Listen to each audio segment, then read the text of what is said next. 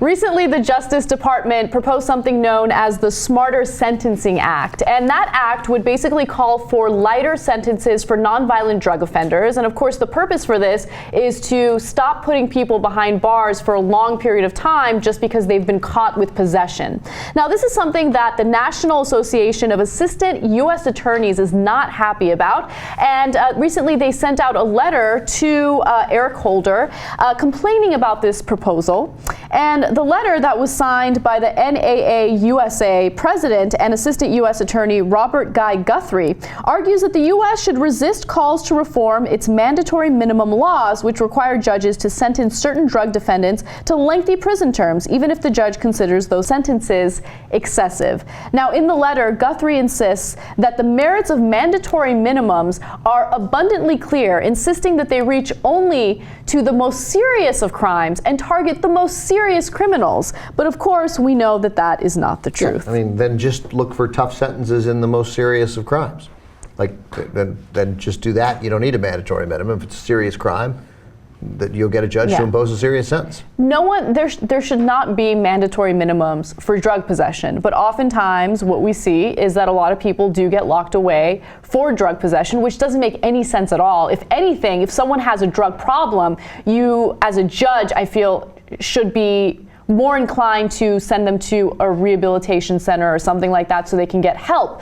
You throw them in prison for their nonviolent crime, and oftentimes they come out as hardened criminals. Now, the reason why these mandatory minimums even started to begin with was because during the Reagan administration, of course, he was very tough on drugs, and he wanted to make sure that there were mandatory minimums for those who were caught with drugs, nonviolent drug offenders.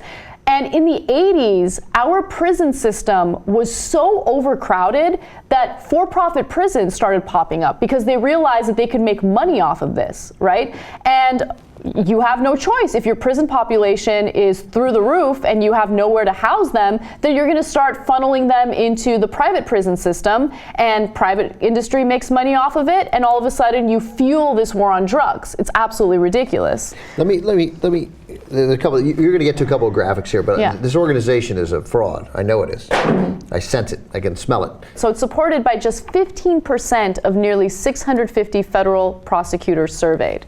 The National Association of Assistant U.S. Attorneys, there are 5,600 federal prosecutors in the country. Only 1,300 of them, right? Mm-hmm. Less than 25, fewer than 25% are in that organization. So 75% of U.S. attorneys, federal prosecutors, are not part of that organization, which you would think everybody would just join. But they don't, because I guarantee you they're crazy conservatives. And they're like just 15% supported the Smarter Sentencing Act. Of the nearly 650 federal prosecutors surveyed, I'm going to guess that those 650 federal prosecutors surveyed, which is exactly half of the number of federal prosecutors in their organization, they're surveying their own conservative prosecutors to begin with. There's no way in the world that smart prosecutors are in favor of mandatory minimum sentences for nonviolent drug offenders. The other graphic you have here, that's an amazing freaking graphic out of this story, Anna. 220,000 people currently in federal prison today. An increase, an 8-fold increase since 1980. There were 25,000 people in federal prison in 1980, and now we got 220,000 in federal prison? Again, it goes back to what I was saying earlier. You know, you have this president who wants to be tough on drugs, and so he starts pushing for mandatory sentences, tougher laws against those who are caught with possession, and our prison population increases significantly. And again, that's what led to, private prisons in America. It all really started around 1984. So that's obviously a really big issue, and I love the fact that the Justice Department is now fighting back, and they're proposing legislation that actually makes sense. And I should note that this is a bipartisan effort. Conservatives and liberals are coming together, and they're realizing, hey, we're wasting way too much money by criminalizing people who are caught with drugs. Let's do away with this. And I think that this is a good first step, and we'll see what happens. This guy named David Slotnick, former U.S. attorney, he's in favor of the law, opposes mandatory minimums. He says that this letter that this organization sent has an ulterior motive to make federal prosecutors' jobs easier. Federal prosecutors should stand for justice and fairness as well as public safety.